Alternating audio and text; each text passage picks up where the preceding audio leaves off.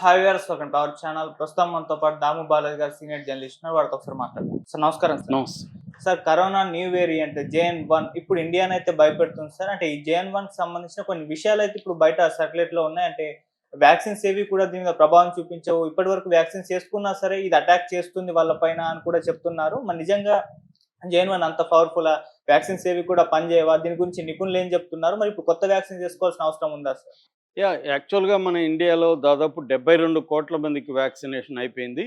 దాదాపు 1.7 billion doses ఇప్పటివరకు ఏసినట్టుగా మన గవర్నమెంట్ చెప్తుంది. సో, అంటే కరోనా వచ్చి 3 ఏళ్లయింది. కోవిడ్-19 వచ్చి 3 ఏళ్లయింది. 3 ఏళ్లలోపు జరిగిన ప్రధానమైన పరిణామం ఏందంటే, ప్రపంచవ్యాప్తంగా ఈ కోవిడ్ ఒప్పందం అనేది ఒకటి జరిగింది. పాండమిక్ అకార్డ్ అంటారు దీన్ని. ఈ పాండమిక్ అకార్డ్ అనేది అనేక దేశాలు కలిపి WHO ఆధ్వర్యంలో ఒక అకార్డు అనేది జరిగింది. ఈ అకార్డు ప్రకారం ఏంటంటే, పాండమిక్కి సంబంధించి ఏ దేశంలో ఏం జరిగినా ఇన్ఫర్మేషన్ ఇచ్చిపుచ్చుకోవడం, WHO గైడెన్స్ చేయడం, తర్వాత వ్యాక్సిన్స్ని అందరికి అందుబాటులో ఉంచడం, మెడిసిన్స్ కొత్తగా వస్తే వాటిని అందుబాటులో ఉంచడం, ఇలాగా ప్రపంచం అంతా ఒక దేశానికి ఇంకో దేశానికి సహాయం చేసుకోవడానికి, ఇన్ఫర్మేషన్ షేర్ చేసుకోవడానికి, సర్వేలెన్స్ పెట్టడానికి, అలర్ట్గా ఉండడానికి, కోఆర్డినేట్ చేసుకోవడానికి ఈ పాండమిక్ అకార్డ్ అనేది జరిగింది.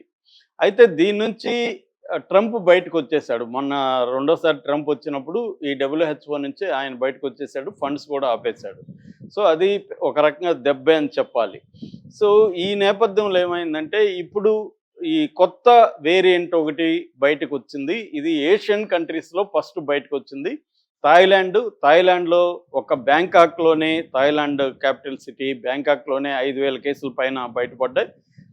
దాదాపు 34 మంది చనిపోయినారని చెప్తున్నారు. సింగపూర్లో మనకు అందుతున్న సమాచారం మేరకు దాదాపు 16,000 కేసులు ఇప్పటి వరకు వచ్చాయని, అందులో రోజుకి దాదాపు 150 మంది అడ్మిట్ అవుతున్నట్టుగా సింగపూర్ హాస్పిటల్లో వార్తలు వస్తున్నాయి. అట్లాగే హాంకాంగ్లో కూడా 5-6 వేల కేసులు వచ్చాయని, రోజుకు 30-40 మంది అడ్మిట్ అవుతున్నారని, అక్కడ కొంతమంది చనిపోయారని కూడా వార్తలు వస్తున్నాయి.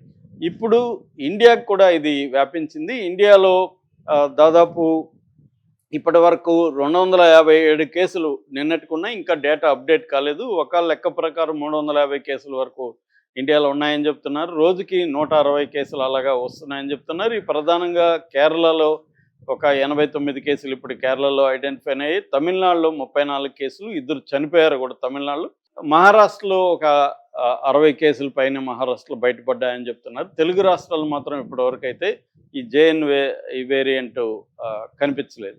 అసలు ఒక రకమైన ఆందోళన అయితే నెలకొంది. ఎందుకంటే ప్రపంచవ్యాప్తంగా మ్యాక్సిమం ప్రజలు వ్యాక్సినేషన్ అయితే జరిగింది. ఇప్పుడు అసలు ఈ వ్యాక్సిన్ దీనికి పనిచేస్తుందా? అప్పుడు కరోనా వైరస్ వేరు, ఇప్పుడు కరోనా వైరస్ వేరు. అప్పుడు కరోనా వైరస్ ఏంటి? SARS-CoV-2 SARS-2 అని కూడా అంటారు దాన్ని. ఈ SARS-2 అనేది COVID-19 అనే వైరస్కి కారణమైంది. ఇప్పుడు మధ్యలో ఒమిక్రాన్ BA అనే ఒక వైరస్ వచ్చింది. దాని వేరియంటే ఈ JN.1 అంటున్నారు. మళ్ళీ JN.1లో సబ్ వేరియంట్స్ ఉన్నాయి. LF7 అని, NB1.8 అని సబ్ వేరియంట్స్ ఉన్నాయి. సో ఇప్పుడు మనకి JN.1లో ఉండే సబ్ వేరియంట్స్, ఇది మళ్ళీ JN.1 దేంది? ఒమిక్రాన్లో BAలో సబ్ వేరియంటే JN.1లో మళ్ళీ సబ్ వేరియంట్స్ ఉన్నాయి. ఇవన్నీ కూడా ఏంటంటే, ఒమిక్రాన్ ఫస్ట్ బయటపడింది 2023లో. దీని స్పైక్ ప్రోటీన్ అంటారు. ఈ స్పైక్ ప్రోటీన్ అనేది L455S అని పేరు పెట్టారు దానికి. ఈ స్పైక్ ప్రోటీన్ ఇచ్చేస్తుంది. దీని పట్ల ఇప్పుడు ఆందోళన ఉంది. ఇదేంటంటే, దీంట్లో ఉండే ప్రధానమైన డేంజరస్ లక్షణాలు కొన్ని ఉన్నాయి దీనికి. ఇది వచ్చి వేగంగా ట్రాన్స్మిషన్ అవుతుంది, ఒకరికి వేగంగా వ్యాపిస్తుంది. రెండవది ఇమ్యూన్ ఎవేషన్ అంటారు. అంటే ఇమ్యూనిటీని దాటి, అది ఇమ్యూనిటీని పక్కకు పెట్టి అది అటాక్ చేయగలదు. అంటే అంతకుముందేమో ఇమ్యూనిటీ పెంచుకుంటే మనం కరోనా వైరస్ బారి నుంచి బయటపడచ్చు అన్నారు. కానీ ఈ JN.1 వెరైటీ ఇమ్యూనిటీని బ్రేక్ చేస్తుంది. మూడవది, అసలు ఈ వ్యాక్సిన్లు దీనికి పనిచేస్తాయా? ఎందుకంటే మనం వేసుకున్న వ్యాక్సిన్లు వేరు, ఈ JN.1 ఈ వేరియంట్ని ఇంక్లూడ్ చేసే వ్యాక్సిన్లు మళ్ళీ వేసుకోవాలి అని కూడా డిస్కషన్ జరుగుతుంది. WHO దీని పట్ల ఇంకా కన్ఫామ్గా ఏం చెప్పట్లేదు. జాగ్రత్తలు తీసుకోండి, ఇది మైల్డే, ఇది ఏమి పెద్దది కాదని చెప్తున్నారు. కానీ WHOను కూడా ఎవరు నమ్మే పరిస్థితి ఇవ్వాలి లేరు. ఎందుకంటే గతంలో WHO కూడా ఏం చేస్తుంది, దానికి ఉన్న ఇన్ఫర్మేషన్ ప్రకారం అది చెప్తూ ఉంటుంది. అది రోజు రోజుకి మారుతుంది. ఇదేంటంటే ఫాస్ట్ ఎవాల్వింగ్ సిచ్యువేషన్ అంటారు. ఫాస్ట్ ఎవాల్వింగ్ సిచ్యువేషన్లో ఎప్పుడు ఏది మారుతుంది, అది ఎట్లా మ్యుటేషన్ దాన్ని మార్చుకుంటుంది, ఇది నిరంతరం అబ్జర్వ్ చేస్తూ ఎప్పటికప్పుడు WHO కానీ మిగతా వాళ్ళు కానీ హెచ్చరిస్తుంటారు తప్ప WHO ఏదో సర్వజ్ఞానం ఉన్నట్టుగా కాదు. అందుకనే దీని పట్ల రకరకాల వ్యాఖ్యానాలు ఎందుకు వస్తాయంటే దీని పట్ల ఎవరికి కూడా కంప్లీట్ నాలెడ్జ్ అనేది లేదు. ఎందుకంటే కరోనా వైరస్ అనేది పర్మనెంట్గా మన జీవితాల్లో ఉంటుంది అనేది అందరికీ తెలుసు. కానీ అది ఏ రూపం మార్చుకుంటుంది, అది మైల్డ్గా ఉంటుందా, ఒక జలుబు దగ్గులాగా వచ్చి వెళ్ళిపోతుందా, లేకపోతే అది మళ్ళీ ఒక COVID-19 లాగా విజృంభిస్తుందా? ఎందుకంటే దాదాపు ఇప్పుడు ఒక ఇండియాలోనే 50 లక్షల మందికి కరోనా వైరస్ వచ్చింది, జాయిన్ అయ్యారు. అందులో దాదాపు 5 లక్షల మందికి పైన ఇండియాలో చనిపోయారు. అంటే అమెరికా నెంబర్ 1 డెత్లు ఎక్కువ జరిగింది అమెరికా, దాని తర్వాత ఇండియా, దాని తర్వాత బ్రెజిల్, దాని తర్వాత యూరప్ దేశాలు. ఇలాగా సెకండ్ ప్లేస్లో ఇండియా ఉంది డెత్ల్లో కూడా కరోనాలో. ఎందుకంటే మనది వ్యాస్ట్ పాపులేషన్. చైనా వాళ్ళు మనకంటే ఎక్కువ ఉండొచ్చేమో కానీ వాళ్ళు లెక్కలు చెప్పరు. వాళ్ళు అక్కడ ఏంటంటే అది డెమోక్రటిక్ కంట్రీ కాదు కాబట్టి వాళ్ళు బయటికి ఏది చెప్పాలనుకుంటే అదే చెప్తారు. వాళ్ళ మీడియా మనలాగా ఇండిపెండెంట్ మీడియా లేదు అక్కడ. ఇంటర్నేషనల్ మీడియాకి కూడా అక్కడ ప్లేస్ లేదు. వాళ్ళు ఏం చెప్తే అది రాసుకోవాలి, చెప్పాలి.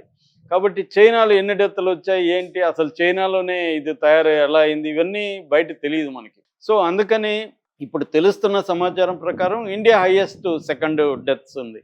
సో ఇప్పుడు ఈ JN1 రకాన్ని ఎలా ఎదుర్కోవాలి అనేది ఇండియా కూడా రంగంలో దిగింది. ఆల్రెడీ నేను నిన్న చెప్పాను, సెంట్రల్ గవర్నమెంట్ హెల్త్ ఎక్స్పర్ట్ల ఆధ్వర్యంలో అక్కడ డైరెక్టరేట్ ఆఫ్ జనరల్ హెల్త్ సంబంధించి వాళ్ళ ఆధ్వర్యంలో అనేక హెల్త్ ఏజెన్సీలు, హెల్త్ డిపార్ట్మెంట్కి సంబంధించిన అనేక ఏజెన్సీలు రివ్యూ సమావేశం ఏర్పాటు చేసి ఒక గైడ్ లైన్స్, ఈ JN1ని ఎలా ఎదుర్కోవాలి, దీని లక్షణాలు ఏంటి అనేది ఒక గైడ్ లైన్స్ ఫామ్ చేసి ఎప్పటికప్పుడు సర్వేలెన్స్ ఉండాలని. ఎందుకంటే మనకు IDSP అంటారు, ఇంటగ్రేటెడ్ డిసీజ్ సర్వేలెన్స్ ప్రోగ్రామ్ని మనం కూడా ఏర్పాటు చేస్తాం. మనం ఈ కోవిడ్ తర్వాత ఒక దాదాపు 20,000 crores ఇన్వెస్ట్ చేసి అనేక డిపార్ట్మెంట్స్ని మనం చేసాం. ముఖ్యంగా వైరల్ డిసీజ్ ల్యాబుల్ని మనం పెంచాము. అలాగే ప్యాథోజన్ రీసెర్చ్ సెంటర్లను పెట్టాము.